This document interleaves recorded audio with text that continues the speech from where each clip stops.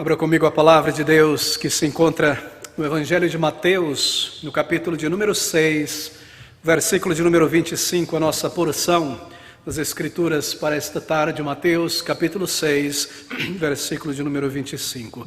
Estas palavras do Senhor Jesus dizendo: por isso, não andeis ansiosos quanto à vossa vida, pelo que haveis de comer ou pelo que haveis de beber, nem quanto ao vosso corpo, pelo que haveis de vestir. Não é a vida mais do que o mantimento, e o corpo mais do que o vestuário. O título desta meditação nesta tarde é A Cura para a Ansiedade. Há alguns anos atrás, seguindo em uma série expositiva consecutiva pelo Evangelho de Mateus, nós consideramos esta passagem em particular. Mas gostaria de voltar aqui também outras passagens da Palavra de Deus. Nosso ponto inicial será aqui para lidar com este tema tão necessário, tão contemporâneo, a ansiedade. A ansiedade, queridos amigos, é uma das piores ervas daninhas deixada em nossa sociedade por esta recente pandemia.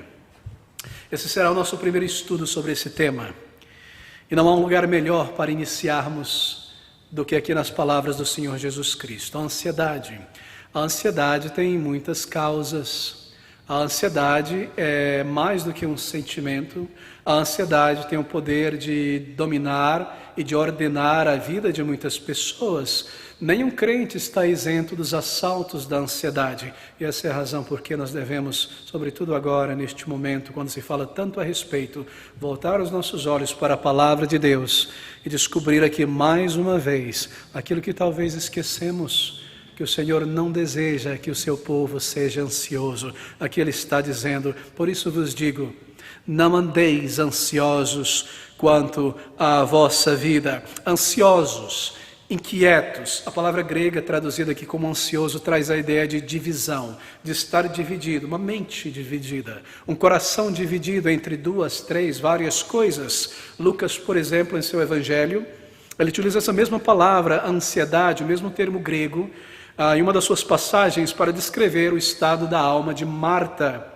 Marta, que estava tão ocupada, tão dividida com seus deveres, ao receber o Senhor Jesus Cristo e aqueles convidados, dividida entre ouvir o Salvador, entre se assentar aos pés dele como sua irmã Maria e servir aos convidados, dividida em seus pensamentos, em suas emoções, ansiosa, andando de um lado para o outro, deixando de lado talvez a coisa mais importante para aquele momento. Veja essas palavras: por isso vos digo, diz o Salvador, não andeis ansiosos. Bem, não é a respeito daquele cuidado, ansiedade legítima que o Senhor está lidando ou falando aqui.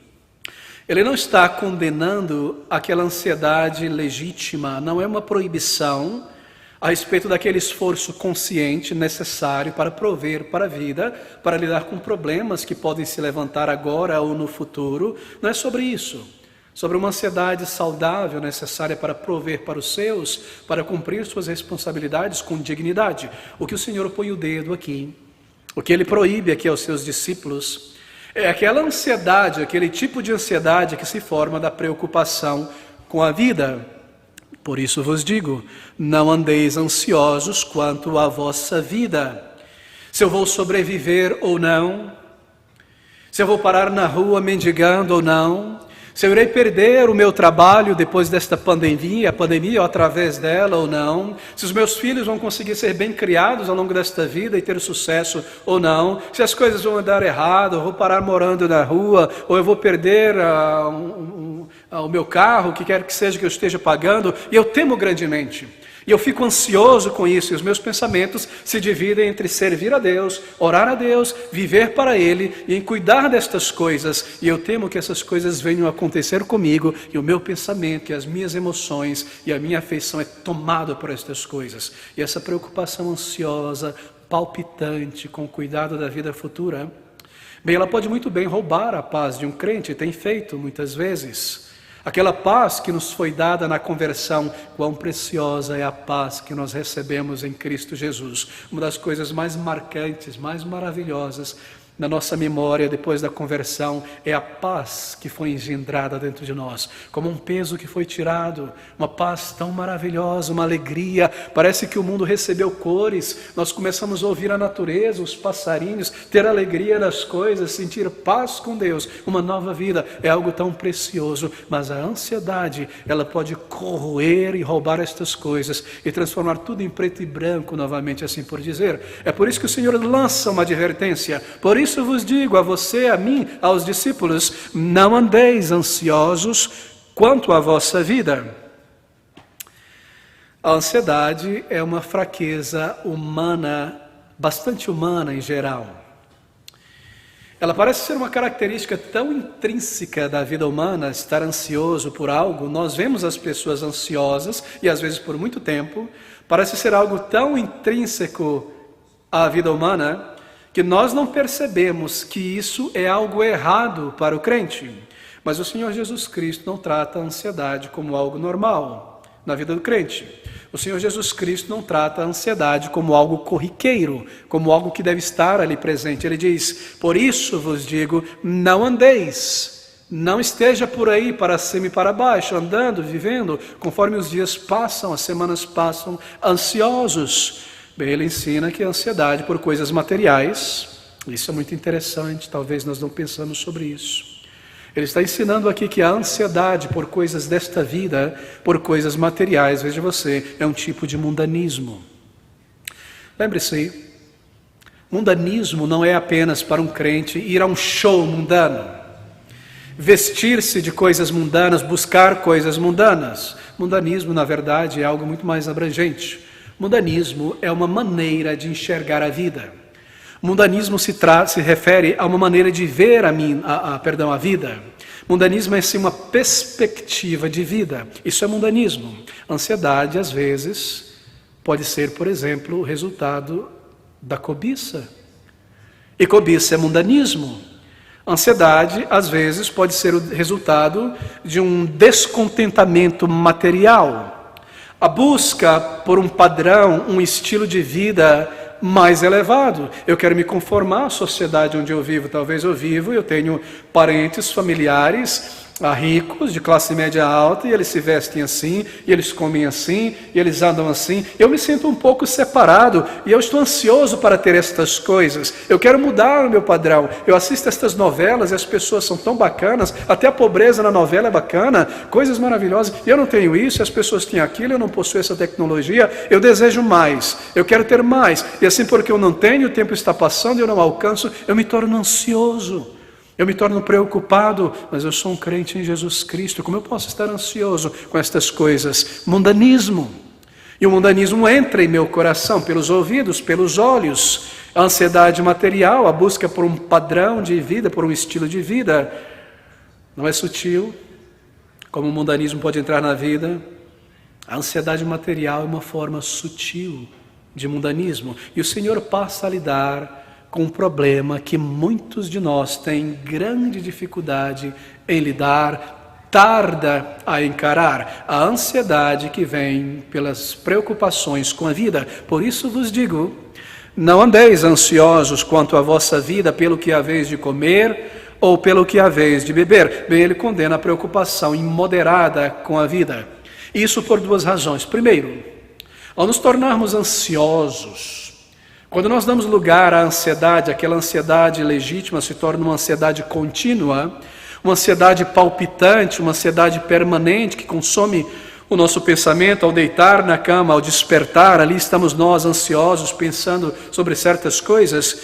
É um problema, e a razão está que ao nos tornarmos ansiosos, nós podemos muito facilmente deixar que essa ansiedade tome proporções muito grandes.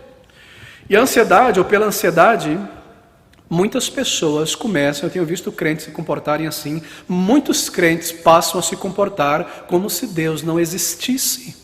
Elas se tornam tão ansiosas que elas não oram mais, que elas não trazem todas as coisas ao Senhor em oração, que elas reduzem o poder da fé e se esquecem que Deus é poderoso. E quantas vezes nós ouvimos esse tipo de coisa: ó, pastor, eu estou com um problema e há essa dificuldade, e eu já fiz isso, eu já fiz aquilo mais, e só me resta agora orar, pastor. Mesmo?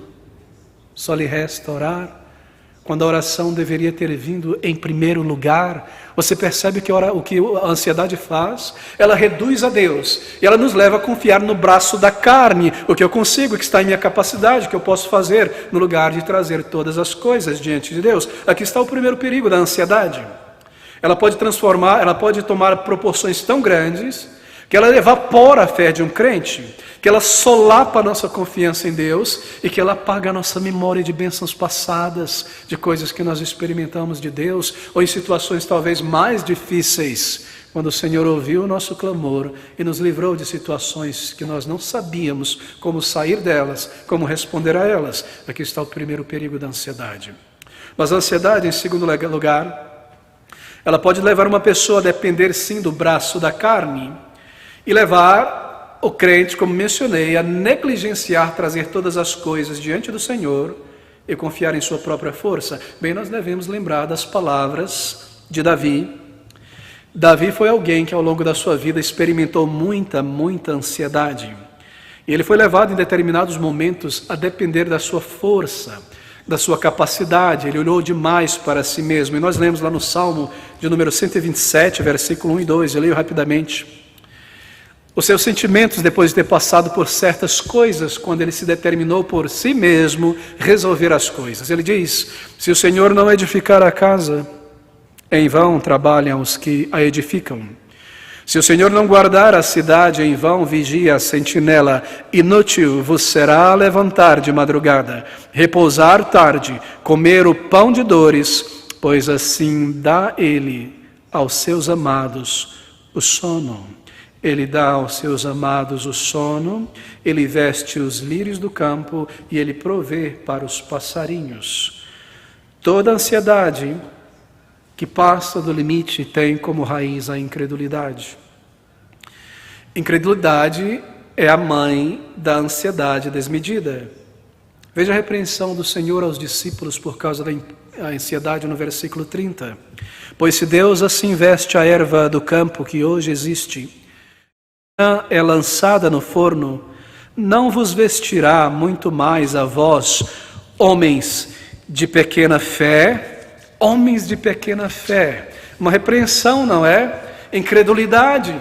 Incredulidade nas palavras do Senhor. É uma pequena fé, é uma pequena confiança em Deus, a raiz da ansiedade. Bem, o Senhor, que conhece o coração dos discípulos, sabia muito bem o que estava passando na mente deles naquele momento. Ainda havia uma pequena fé nos discípulos. Ainda havia uma pequena desconfiança velada no coração deles a respeito das palavras do Salvador. Sim, ele já tinha feito certos milagres. Nós estamos no capítulo 6 de Mateus, no início do ministério público do Salvador. Mas eles ainda não tinham provado tantas coisas do poder de Cristo. Assim nos parece que havia uma desconfiança velada a respeito daquilo que o Salvador dizia. Ele fala sobre coisas grandes, sobre coisas tremendas. Pode ser isso mesmo? E assim o Senhor Jesus Cristo passa a ensinar aos discípulos o princípio da confiança em Deus. Veja o versículo de número 26. Olhai para as aves do céu, que nem ajuntam em celeiros, e vosso Pai Celestial as alimenta. Não tendes vós muito mais valor do que elas? Versículo de número 28. E quanto ao vestuário, por que andais ansiosos? Olhai para os lírios do campo, como eles crescem, não trabalham nem fiam, e eu vos digo que nem mesmo Salomão, em toda a sua glória, se vestiu como qualquer deles, nem mesmo Salomão. Pois se Deus assim veste a erva do campo que hoje existe, amanhã é lançada no forno, não vos vestirá muito mais a vós, homens de pequena fé. Olhai para as aves do céu, olhai para os lírios do campo. O Salvador já havia ensinado aqueles discípulos tantas vezes a confiarem em Deus, a crer no Senhor, a depender dEle. O Senhor já havia dito a eles que eles não precisavam se preocupar, que tendo lançado mão das redes de pescaria, dos seus barcos, dos seus negócios, deixado tudo para segui-lo, ele haveria de prover todas as coisas. Mas tendo mencionado isso, tendo repetido tantas vezes, nos parece que esta verdade não foi registrada no coração daqueles homens. Assim somos nós, não é? Nós entendemos algo, mas demora para isso registrar em nossa alma, para viver aquilo que nós aprendemos. E assim, tendo ensinado, tendo repetido, o Senhor agora, Ele precisa ilustrar. Somos nós assim, não é? Nós ouvimos, não entendemos, é necessário que seja desenhado para nós. E que pintura maravilhosa o Senhor faz, não é? Uma pintura de lírios, uma pintura de passarinhos. É tremendo. O Senhor Jesus Cristo está dizendo que eles deveriam observar o que os cercava, a natureza, a criação. Tantas vezes nós encontramos isso, não é? Tantas e tantas vezes na palavra de Deus, quando o crente, ele para de pensar e de considerar o mundo que Deus criou e as lições que podem ser tomadas para o preguiçoso, o crente preguiçoso, Deus diz a ele, vai ter com a formiga, o preguiçoso, vai aprender com ele. E para o crente ansioso, ele diz, vai ter com os passarinhos, ó ansioso. Olhai para os lírios do campo, olhai, olhai, em outras palavras, aprenda as lições, olhai para aprender, atentai para a lição. Há uma lição aqui na criação, há uma lição na natureza, que é para cada crente a respeito da ansiedade. Se Deus dá tempo, se Deus veste a erva, que logo murcha, que logo é queimada, que logo é lançada fora, quanto muito mais crentes em Jesus Cristo. O que Ele está dizendo é isso. Note como estas flores, que não foram cultivadas pelos homens, o vento trouxe a semente, e elas nasceram, e nasceram assim por dizer aleatoriamente, são tão belas, tão delicadas, são tão bem investidas por um Deus de sensibilidade, de glória e de poder, que pintou cada flor com uma cor diferente e uma textura diferente. Se Deus tomou tempo para fazer estas coisas, acaso Ele não cuidará de pessoas destinadas à eternidade? Pessoas que Ele amou, pessoas para quem Ele enviou o seu Filho amado, com o seu nome escrito no coração do Salvador, que Ele conheceu, antes da fundação do mundo. Se Ele alimenta os passarinhos, se Ele toma tempo para vestir as flores, por que Ele nos desprezaria? Por que Ele não nos vestiria? Por que Ele não nos alimentaria? Vai ter com os passarinhos, ó ansioso. Olhai para os lírios do campo, olhai para as aves do céu. Como nós nos esquecemos destas coisas, não é? Aqui está, queridos amigos. Essa é uma maneira do Senhor nos repreender com tamanha singeleza e bondade. Olhai para os lírios do campo. Ele está dizendo que nós deveríamos ser pessoas diferentes do mundo, porque nós temos a Deus como nosso Pai Celestial. Nós não podemos nos comparar àquelas pessoas que não conhecem a Deus, que dão lugar à ansiedade demasiada, que qualquer mudança na política, na economia, no clima, no tempo e alguma notícia nova que vem do trabalho, as pessoas se entregam à ansiedade. Por quê? Porque elas colocaram o futuro e o planejamento dela em cima destas coisas. E quando elas se vão, lá se vai a paz, lá se vai o contentamento. Nós não podemos agir assim. O Salvador nos repreende, dando lugar à ansiedade demasiada, nos comportando como os gentios, como mundano que não conhece a Deus. Versículo de número 33, porque todas estas coisas os gentios procuram, de certo vosso Pai Celestial bem sabe que necessitais de todas estas coisas. Bem, qual é o perigo diante de nós aqui? Com cuidado da vida, com ansiedade demasiada, aqui está um grande perigo da ansiedade. O Senhor Jesus Cristo sabia muito bem disso. A ansiedade não é coisa pequena, queridos irmãos. Há um imenso perigo em nos permitirmos a ansiedade demasiada. Um grande perigo da ansiedade é a idolatria. Esquecer-se de Deus em meu coração. Você já leu no Antigo Testamento, tantas vezes é repetido aquela declaração: ao Senhor teu Deus somente temerás, a Ele somente servirás. Temer a Deus somente. O perigo da ansiedade é a idolatria. Ao Senhor teu Deus somente temerás. Mas se eu temo o futuro, e se eu temo os cuidados com a vida, eu crio ídolos. Tudo aquilo que nós tememos pode se tornar um ídolo. E se no lugar de uma preocupação saudável com as minhas contas, eu tenho que trabalhar, eu tenho que me cuidar, eu tenho que levantar cedo, eu tenho que prover para os meus filhos, uma preocupação natural, humana, necessária, que nos dá diligência para trabalhar e fazer as coisas, se no lugar dessa preocupação saudável, eu começo a temer estas coisas, me tornar ansioso, eu começo a suar frio se eu não vou conseguir pagar aquela conta.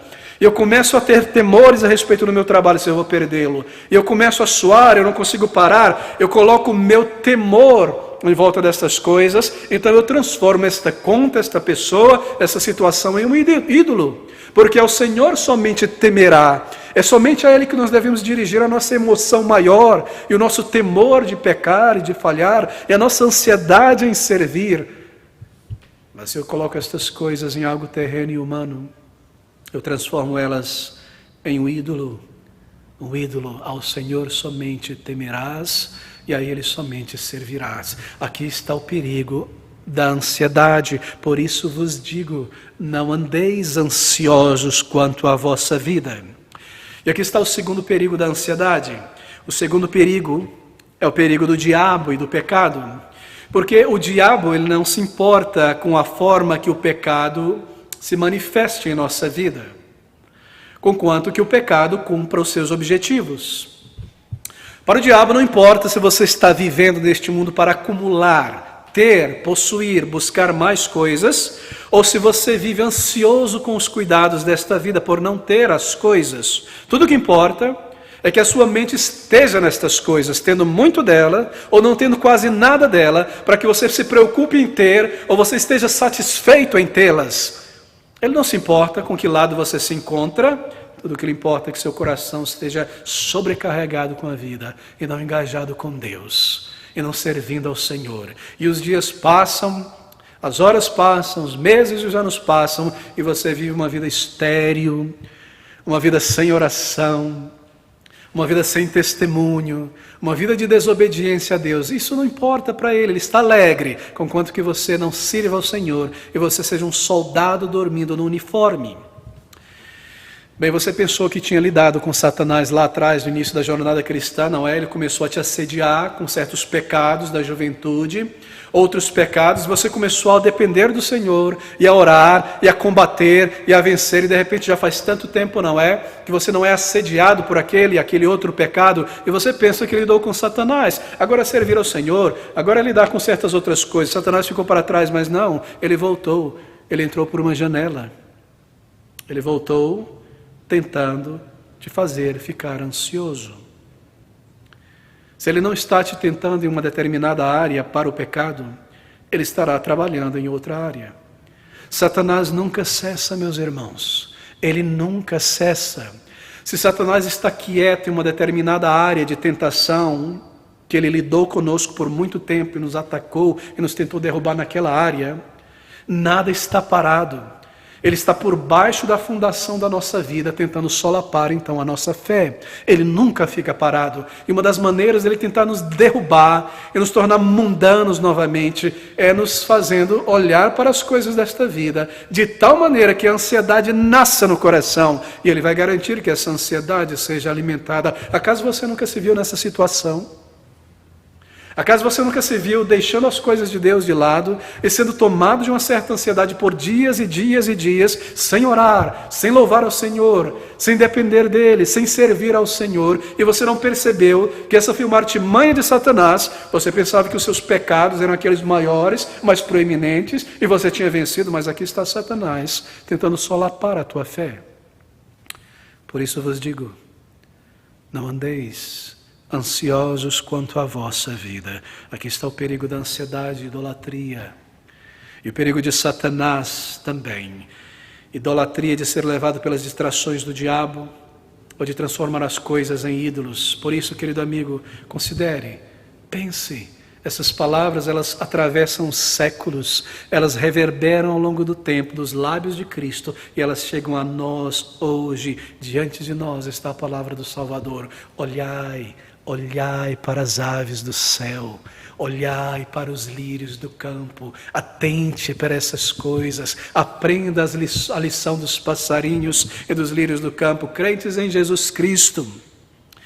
Crentes em Jesus Cristo deveriam ser neste mundo as pessoas mais positivas na face da terra. Um crente ansioso é a prova, é a assinatura de que ele não entende a palavra de Deus. Um crente continuamente ansioso está mostrando que, embora ele conheça alguma doutrina na palavra de Deus, ele não sabe como aplicar isso na sua própria vida. Não é triste descobrir que há tantos crentes assim, que ouvem a palavra de Deus, que leem um salmo maravilhoso, um texto maravilhoso como esse, por isso vos digo, não andeis ansiosos, mas eles não sabem como aplicar isso em sua própria vida, e os anos passam, crentes em Jesus Cristo. Queridos amigos, não estou falando sobre ser positivo no sentido de colocar uma fachada de coragem. Não.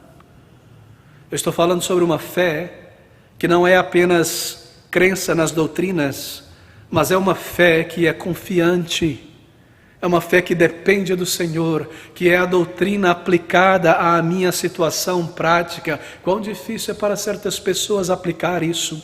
No início da nossa jornada cristã, é estranho, não é? Nós aplicamos tudo o que aprendemos na palavra de Deus. Às vezes até coisas que não deveriam ser aplicadas, literalmente nós sabemos aplicar a palavra de Deus, ela fala ao nosso coração. Nós aplicamos nessa circunstância, naquela, e é maravilhoso, e nós progredimos. Mas parece que nós deixamos de fazer isso, e só mais na frente, depois de tropeços, e cicatrizes, e dificuldades, de bater a cabeça, nós voltamos a aprender a aplicar a palavra de Deus. Por que isso?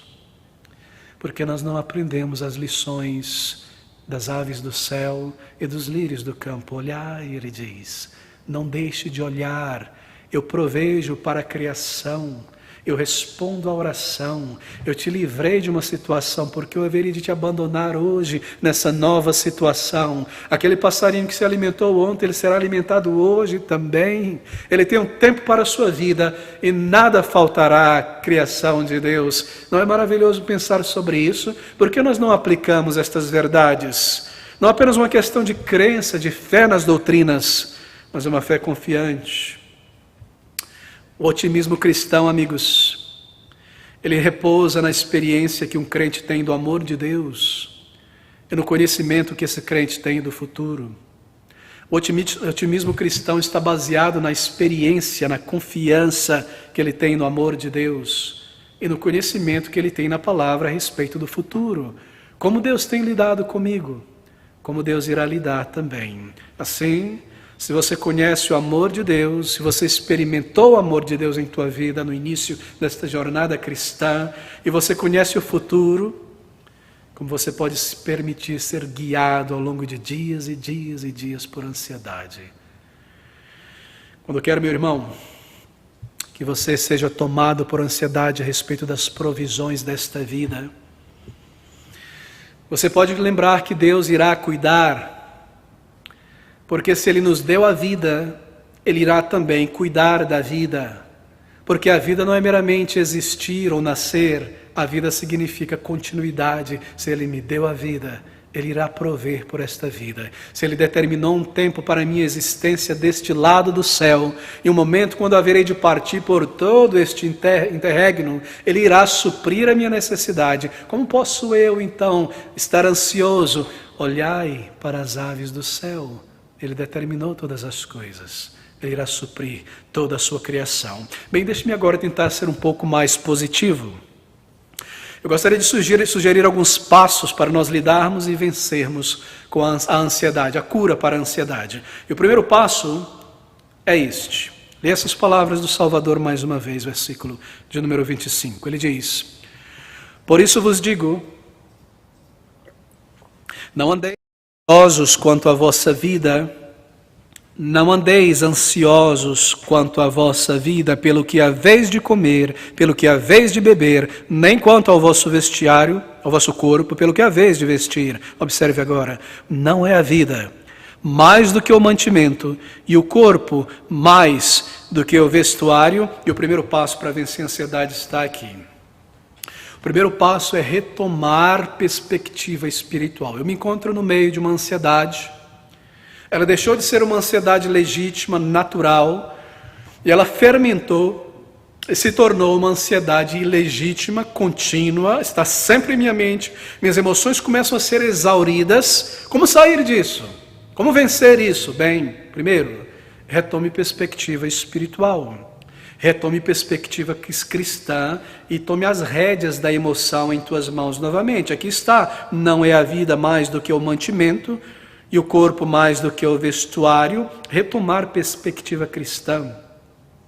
É lembrar, é trazer a si mesmo, mesmo que dizendo isso para si mesmo, que a vida cristã não é meramente esta vida. O cristão, a pessoa convertida, é alguém que já aprendeu que nem só de pão viverá o homem. E o Senhor ensinou seus discípulos a orar por estas coisas. Versículo 11, o pão nosso de cada dia nos dá hoje. Eu posso trazer todas as coisas diante de Deus. Eu posso trazer todas as coisas. Às vezes nós erramos nesse ponto. O Senhor Deus, Ele vai me ouvir, ou Ele está interessado apenas na minha vida de santificação. E se eu estou sendo tentado por um pecado, eu digo, Senhor, me livra disso. E eu oro ao Senhor. Mas essas coisas materiais, e lidar com isso, lidar com aquilo, isso é algo muito pequeno para Deus. Não, está aqui. O pão nosso de cada dia nos dá hoje. Eu posso trazer todas as coisas ao Senhor. Tudo aquilo que é legítimo.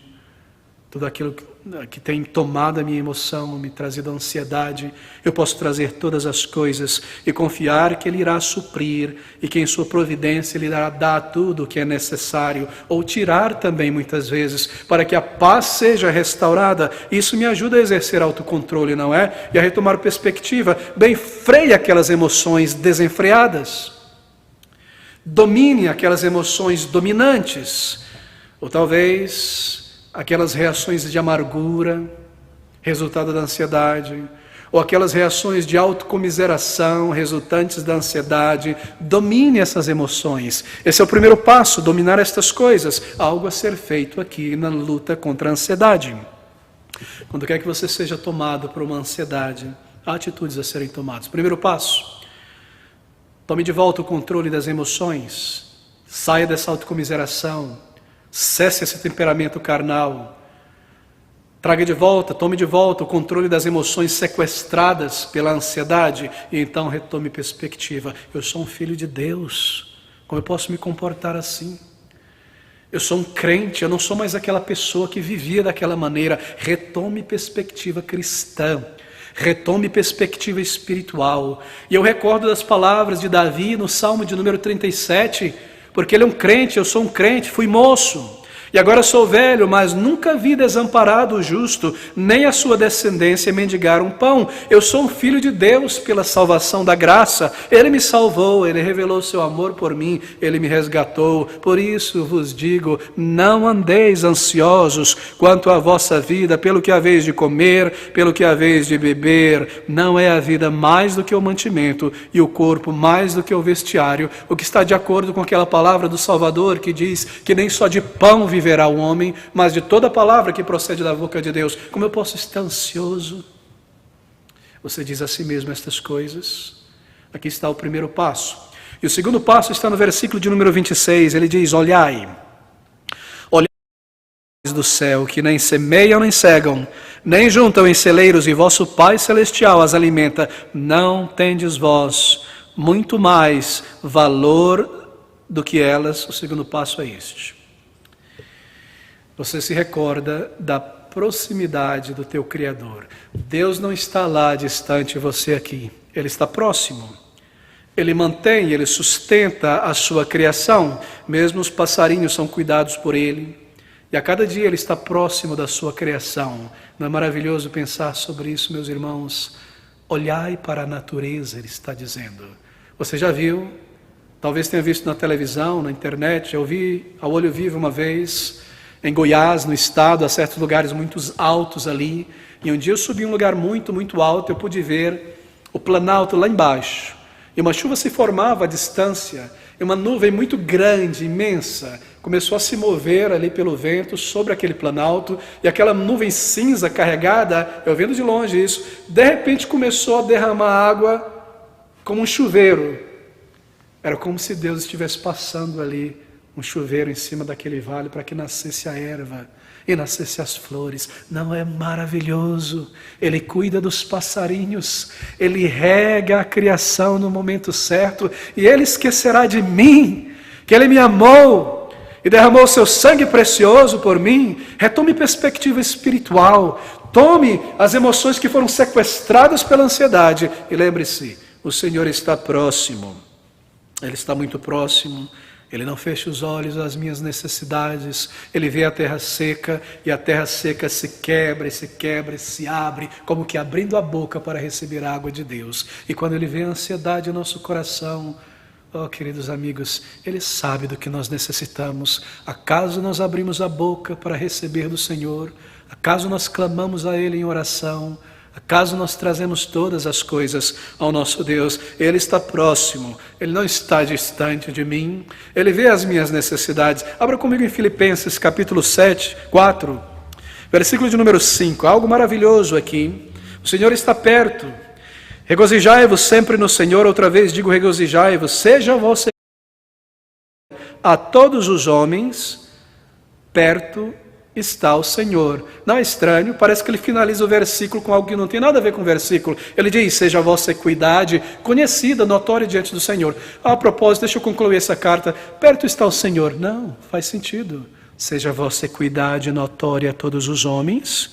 Por quê? Porque perto está o Senhor. Eu não preciso me derrubar, me quebrar e desmantelar em pedaço diante dos homens.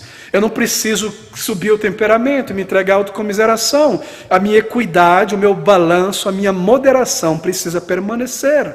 Eu não posso ser uma pessoa de altos e baixos. Por quê? Porque eu tenho Deus ao meu lado. Perto está o Senhor. Deus está perto, querido amigo. Bem, nós sabemos que o Senhor Jesus Cristo está perto no sentido do seu retorno a este mundo. Mas esse não é o sentido aqui nas palavras do apóstolo Paulo. Perto está o Senhor apenas. Ele está perto no sentido de espaço e de distância. O Senhor está literalmente mais próximo do que nós pensamos ou percebemos. Porque os seus olhos estão diretos sobre cada um de nós. A Bíblia diz que a igreja, e a igreja é composta de indivíduos, assim os indivíduos da igreja, estão sempre no centro dos olhos de Deus, na pupila dos seus olhos. Deus está perto, e Ele está pronto para ouvir e para ajudar. Ele está tão próximo como a distância de uma voz, de um clamor. Se uma pessoa está a uma distância razoável, você pode gritar, o som chega a ela, ela te ouve. Ele está próximo da audição, Ele pode ouvir a minha oração. Ele não está distante do meu clamor. Por que me entregar à ansiedade? Por que desonrar o meu Deus? Porque uma pequena fé, porque dar um mau testemunho no mundo diante de familiares e amigos que não conhecem o Senhor, e perder a minha equidade, e perder a minha moderação, quando o Senhor está tão próximo da minha voz, da minha oração, será que é por causa de uma pequena fé, uma pequenina fé, ó homens de pequena fé?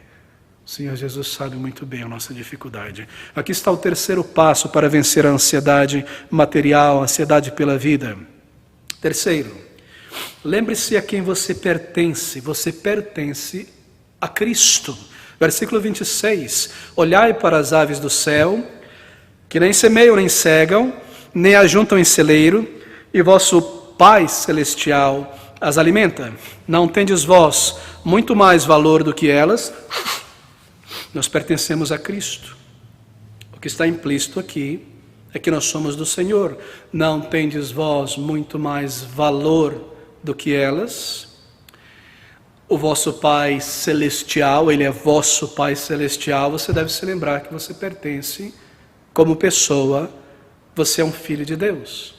Você foi adotado um dia para dentro da família de Deus. Qual é o filho de um pai verdadeiro, de uma mãe verdadeira, amorosos por seus filhos, que irá desprezar e esquecer do mantimento dos seus filhos? Eu sei que às vezes é difícil falar sobre isso, porque nós vivemos em um mundo corrompido, com pais e mães corrompidos, que ignoram e abandonam seus filhos, mas esse é um pai perfeito. Porque o vosso Pai Celestial sabe muito bem o que necessitais. Você pertence à família de Deus. E o Salvador retornará um dia a este mundo com o seu nome escrito em sua mão. Acaso Ele se esqueceu de você? Acaso ele não sabe que você está perambulando por este mundo e há dificuldades, e há necessidades, e há provações? Você recebeu uma nova natureza, querido amigo. Você é agora um filho de Deus. Você é agora uma filha do Deus vivo. Como você pode esquecer-se disso? Você não deve reagir às coisas e se comportar no meio de uma dificuldade como se você fosse uma alma perdida, condenada. Como se você nunca tivesse recebido de Deus nenhuma força, nenhum novo caráter na conversão, ignorando a graça que Deus te dá, ignorando o acesso a Deus pela oração. Então lembre-se que você pertence a Deus e lembre-se de tuas bênçãos e todo o auxílio de Deus que está à tua disposição para que você retorne ao autocontrole e não seja uma pessoa ansiosa. Mas aqui está mais um passo para lidar com a ansiedade. Lembre-se do seu chamado, do teu chamado. Você tem um chamado. Você foi chamado por Deus, salvo por Deus. Você foi chamado para ser uma testemunha viva neste mundo morto, do poder de Deus a homens e mulheres moribundos. Versículo 31 e 32, não andeis ansiosos, inquietos, dizendo, que comeremos, que beberemos, ou com que nos...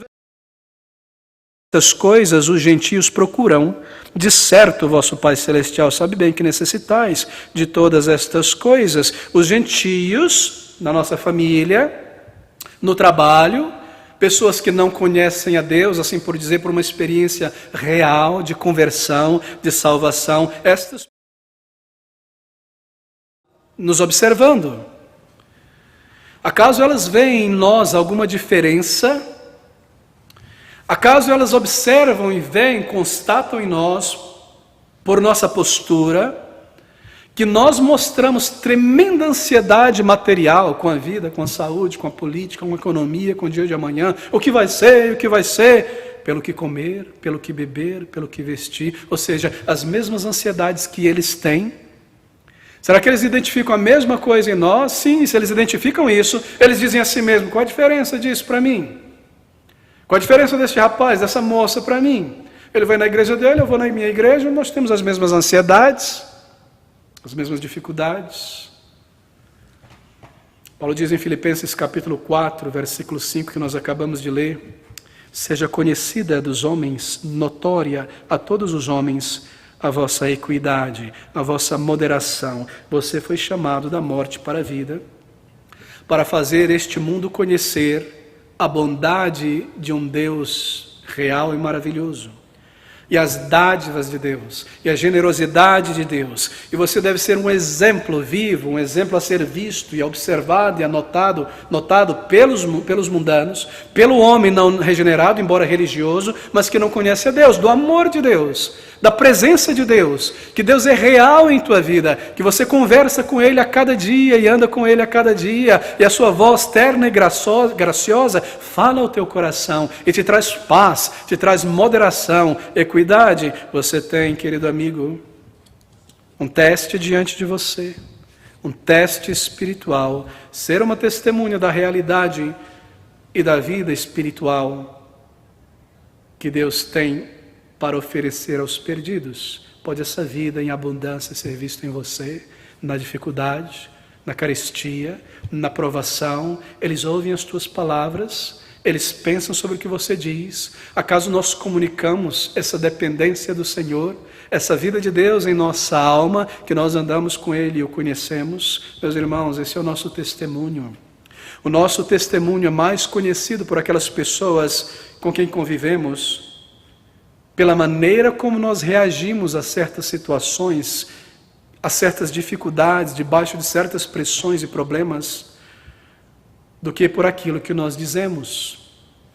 O nosso testemunho é mais conhecido pelas pessoas através de situações de pressões que mostram o nosso novo caráter, a nossa vida, a nova vida. É isso que impressiona as pessoas na mente. Mesmo antes da conversão, elas observam isso. Eu me lembro, muito tempo atrás, de um amigo na universidade, pouco tempo depois da minha conversão, meus pais salvos pela graça de Deus já. E este colega de faculdade, uma vez foi em casa, estávamos no primeiro ano da faculdade, eu estava tentando evangelizá-lo.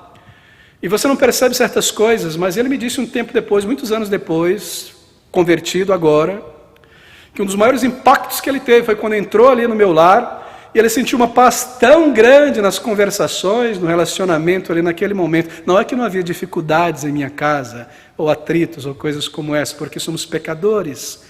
Mas ele sentiu uma paz na conversação.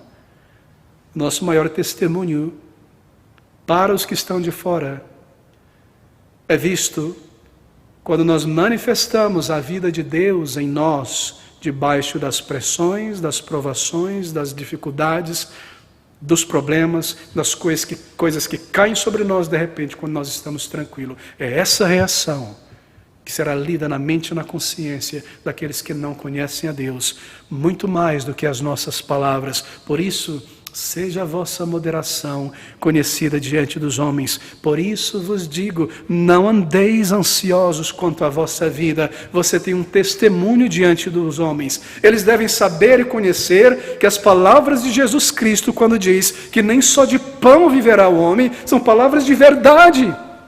Que eles podem confiar nessas palavras e ir a Cristo para o perdão, para a salvação, para uma nova vida. Nós somos o exemplo disso, a mostrar para o mundo que as palavras de Cristo são verdadeiras. Ou nós somos o exemplo a mostrar que são falsas, porque eles leem a nossa vida.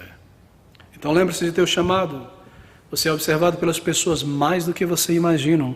E as pessoas tomam nota mental de tuas reações e de tua compostura na necessidade. Reações nervosas, são reações amargas, reações iradas, você é um pavio curto, e o problema aparece e você começa a roer as unhas, e a autocomiseração, grande ansiedade no palavreado, na postura. Que desastre!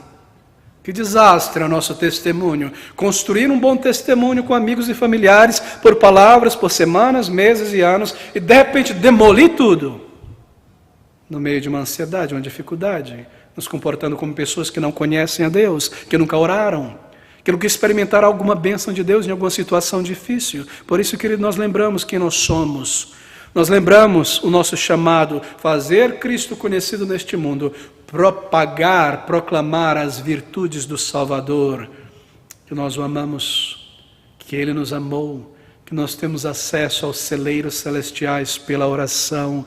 É verdade isso em nossa vida, e também para demonstrar que esses problemas e dificuldades não são realmente nossas preocupações primárias, mas as nossas preocupações secundárias, que a nossa preocupação primária é seguir esta jornada celestial, servindo a Cristo, amando a Cristo, que nós cremos em um Deus vivo.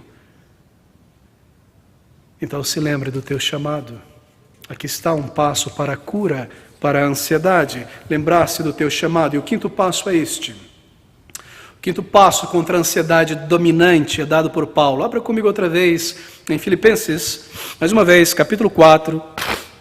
Versículo de número 6, ele diz no versículo 5, seja a vossa equidade notória a todos os homens, perto está o Senhor, então não estejais inquietos. Acaso ele não está expondo aqui as palavras de Cristo? Não andeis ansiosos, não estais inquietos por coisa alguma. Não é maravilhoso ver a exposição de Paulo das palavras de Cristo? Ele é um bom pregador, Paulo.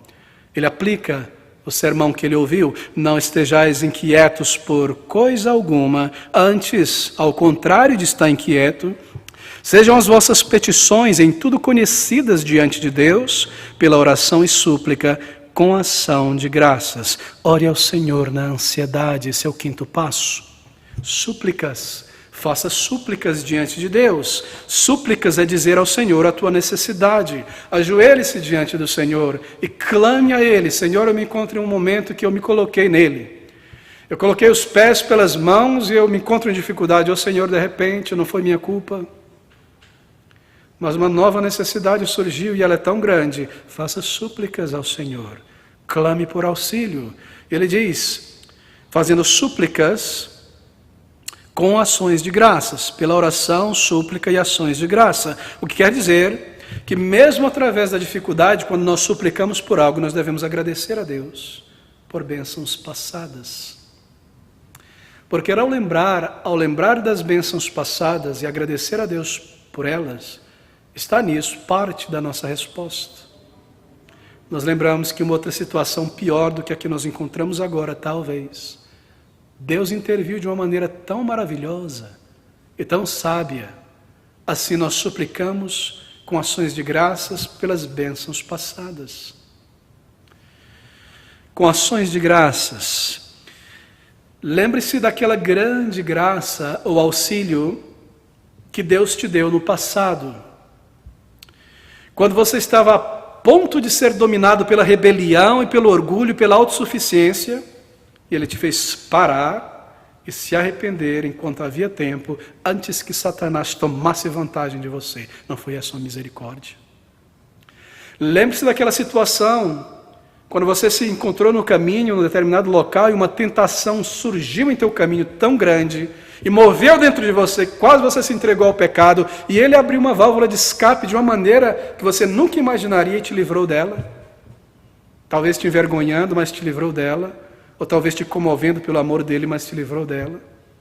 Lembre-se dessa bênção, querido amigo, e não te permitiu sujar as tuas vestes lavadas no sangue de Cristo. Lembre-se o que Ele fez para que Satanás não tivesse vantagem sobre você e você estivesse em um outro caminho hoje, e não na fé, e não em uma vida de dependência e alegria com o Senhor, e tivesse que sofrer amargura e resultados terríveis por tantos anos. Não foi essa uma imensa bênção? Lembre-se da bondade de Deus em suprir as tuas necessidades, em intervir em cada situação. Lembre-se da condução divina. Aqueles momentos em que você clamou e Ele ouviu, e a resposta dele foi tão melhor do que aquilo especificamente que você pediu. Lembre-se disso. Agradeça a Deus por bênçãos temporais, por uma medida de saúde. Eu ainda tenho saúde apesar de tantos problemas. Ou eu não tenho saúde boa, mas há tantos recursos. E familiares e amigos, e tantas outras coisas. Conte as bênçãos, agradeça a Deus, que em situação talvez de grande cobiça, ou de desleixo, ou de prodigalidade,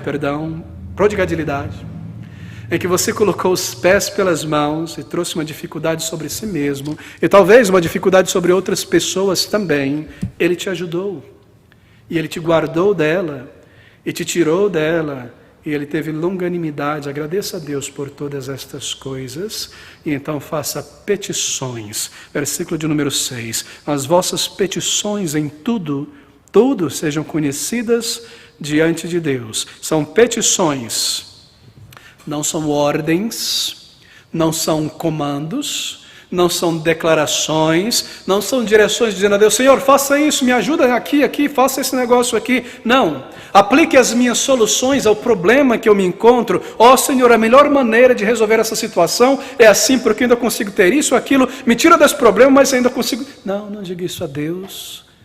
São petições. Não diga a Deus como Ele deve resolver o teu problema. Traga o problema apenas.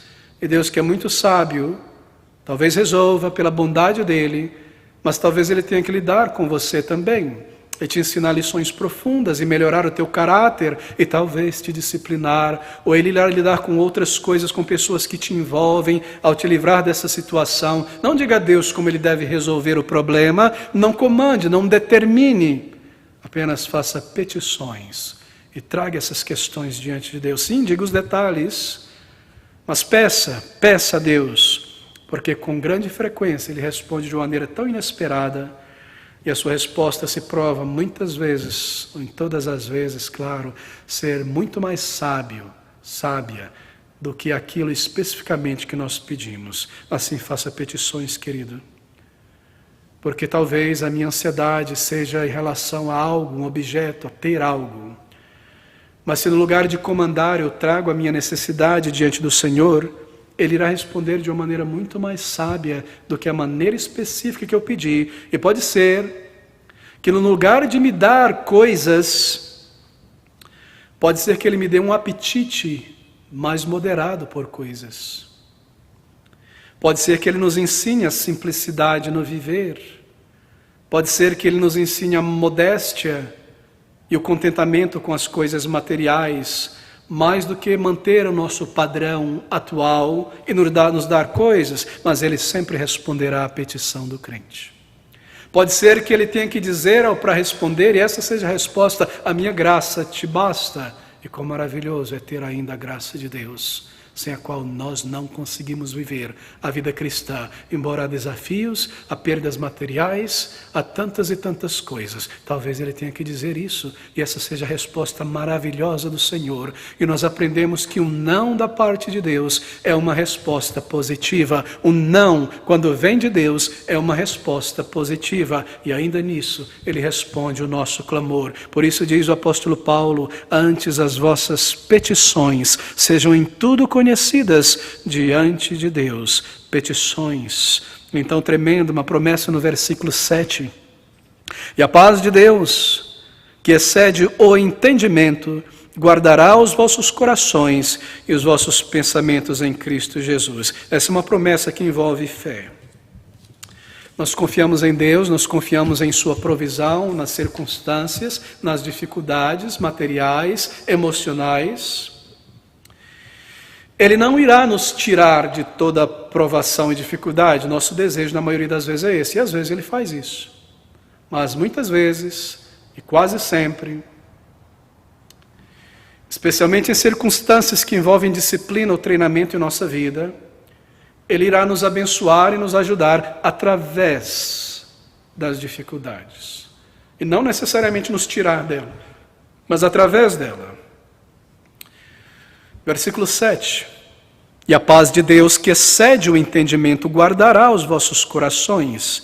Esse é um versículo monumental. Conecte ele com o versículo 6. Não estejais inquietos por coisa alguma, petições, ações de graça, súplicas, no meio da ansiedade, no meio da dificuldade. E o que acontece no meio dela? A paz de Deus, que excede todo o entendimento, guardará os vossos corações e o vosso pensamento em Cristo Jesus. Para quê? Para que você não peque contra ele no meio da dificuldade. Aqui está a ilustração. É uma paz que excede o entendimento. Porque é algo que vem além de qualquer coisa que nós já sentimos e experimentamos antes da conversão. Uma paz que vai além da razão, do entendimento. Funciona da seguinte maneira: aqui estou eu com grande dificuldade. E nessa dificuldade, a ansiedade, como um fermento, começou a se formar como um câncer dentro de mim. E eu me torno ansioso, eu sou frágil, há pressões na vida e há dificuldades e às vezes coisas que eu trouxe sobre mim mesmo, ou não, porque eu estava fazendo as coisas certas, esse mundo é um mundo hostil e difícil, eu me torno ansioso. E eu sei que o Senhor Jesus diz: não estejais ansiosos. Então eu ouço o comando da palavra de Deus que diz: não estejais inquietos por coisa alguma. Antes, aqui está a solução, eu devo orar. Eu começo a orar ao Senhor. Eu tomo as rédeas das emoções. E eu tomo perspectiva espiritual. Eu me lembro que o Senhor está próximo. E eu recordo que sou um crente neste mundo, que tem um testemunho neste mundo. Eu faço aquilo que a palavra de Deus me comanda com sinceridade. Mas o problema está aí. Eu estou no meio dele. Eu estou no olho do furacão. E na dificuldade. Mas porque eu ajo com sinceridade e independência de Deus. Sabe o que acontece? A paz de Deus, que excede o entendimento, guarda o meu coração. Como assim? Aqui estou eu ansioso. Por que eu estou ansioso? Porque eu quero resolver esse problema, para que resolvendo esse problema eu tenha o quê? Paz. Não é verdade? Alívio, tranquilidade. Eu estou ansioso porque eu quero resolver esse problema, para que eu tenha paz. Mas o que diz a palavra de Deus? Ela diz assim: confia no Senhor, ore a Ele, haja como um cristão, e Ele te dará uma paz no meio da dificuldade que excede o entendimento. Como assim? O meu entendimento da situação me diz que eu devo chorar. O entendimento da dificuldade que eu estou passando me comanda a ter medo. O meu entendimento da situação diz que eu devo fugir, me esconder, não orar, não fazer nada. Mas porque eu me mantenho no Senhor como um crente e eu oro, então Ele me dá a paz antes do problema ser resolvido, para que eu atravesse o problema com paz e não peque contra Ele. E a paz de Deus, que excede, passa pelo entendimento da circunstância, guardará os vossos corações através das circunstâncias, para que você não peque contra Ele, não dê um mau testemunho, não retroaja na fé. Ele te dá a paz no meio do problema, para que você saia dele. Você está ansioso para resolver o problema, para que tenha paz. Ele te dá a paz antes do problema ser resolvido, para que você passe pelo problema, pela dificuldade, sem desonrar o nome do Senhor. Não andeis inquietos por coisa alguma, antes as vossas petições sejam tudo conhecidas. oração, súplica, e a paz de Deus, que excede o entendimento, guardará os vossos corações e os vossos pensamentos em Cristo Jesus, no meio da dificuldade. A paz que eu quero ter, porque eu estou ansioso para resolver o problema, Deus me dá antes do problema ser resolvido. Assim é o mundano, ele está ansioso, tremendo, e suado, e apavorado, e cheio de fobia, porque ele precisa resolver algo para ter paz. Deus dá ao crente a paz no meio do problema e da dificuldade, para que ele siga por ela com um testemunho vivo, em pé, honrando o seu Senhor. Não é maravilhoso, queridos? Porque então nós somos homens de pequena fé. É uma paz que incende o entendimento. Ela guardará o teu coração de ser arrastado pelo mundo. Essa paz guardará o teu coração no meio da dificuldade de ser opresso pela maledicência das pessoas ou pela fofoca. Esta paz no meio da dificuldade guardará o teu coração da inveja e de temores do futuro, porque uma situação nova se levantou agora.